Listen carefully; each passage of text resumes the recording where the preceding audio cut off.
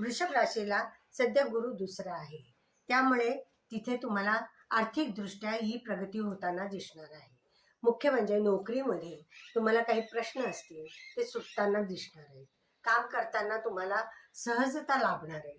आपले सहकारी किंवा आपले हाताखालची लोक ही आपल्याला मदत करताना दिसतील आणि काम तुमचं इझी होताना दिसणार आहे. जिथे साध्या साध्या गोष्टीसाठी स्ट्रगल करावा लागत होता, तर तिथे तिथे तुम्हाला इझी आणि सहजता लाभणार आहे. मुख्य म्हणजे शुक्र पण चतुर्थात असल्यामुळे तुम्हाला सौख्याची प्राप्ती होणार आहे. सगळ्या गोष्टी इझी, शांतपणे, व्यवस्थितपणे जे आपल्याला हवं तसं नीट नेटकं होताना दिसणार आहे. म्हणजे तुमच्या दैनंदिन जीवनामध्ये सहजता लाभणार आहे.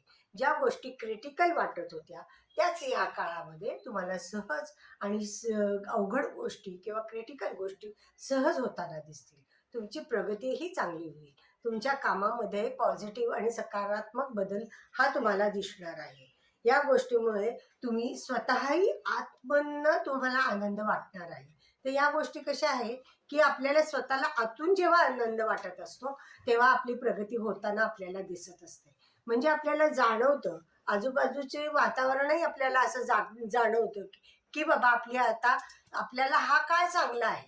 हे आपल्याला जेव्हा आतून वाटतं ना, तेव्हा ती खरोखरी प्रगती झालेली आपल्याला दिसत असते. तर हा काळ तुम्हाला तसा होणार आहे. जरी केतू आणि दशमात राहू असला तरी सुद्धा याचे परिणाम तुम्हाला सकारात्मकच दिसणार आहेत. शिवाय तुम्हाला रवी बुध तर स्वगृहीच आहे.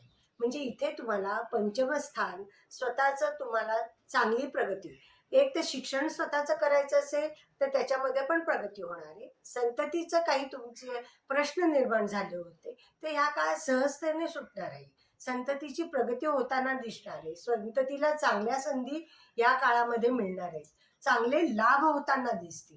मुख्य म्हणजे सरकारी काही कामं तुमची अडली असतील तर ती ह्या काळात तुम्ही करून घ्या. कारण हा काळ तुम्हाला सकारात्मक दृष्ट्या कामं करण्यासाठी खूप चांगला आहे. म्हणजे महत्त्वाची कामं तुम्ही करू शकता. त्याच्यानंतर जी शत्रूंच्या ज्या काड्या घालणं काही चाललं होतं किंवा तुम्हाला त्याचा त्रास होत होता त्याला तुम्ही सडेतोड उत्तर देणार आहात आणि जे तुमचं म्हणणं आहे ते पॉझिटिव्हली मांडता येऊ शकणार आहे. आणि स्पष्टरित्या तुम्ही तिथे सामोरासमोर गेल्यामुळे तिथे तुम्हाला शत्रूंचा त्रास हा बंद होणार आहे. हा सगळ्यात तुम्हाला चांगला पॉझिटिव्ह रिझल्ट आहे. त्याच्यानंतर कामामध्ये, नोकरीमध्ये जे काही लाभ मिळणार होते ते आता तुम्हाला मिळायला लागलेले आहेत. चांगल्या तऱ्हेने मिळायला लागले.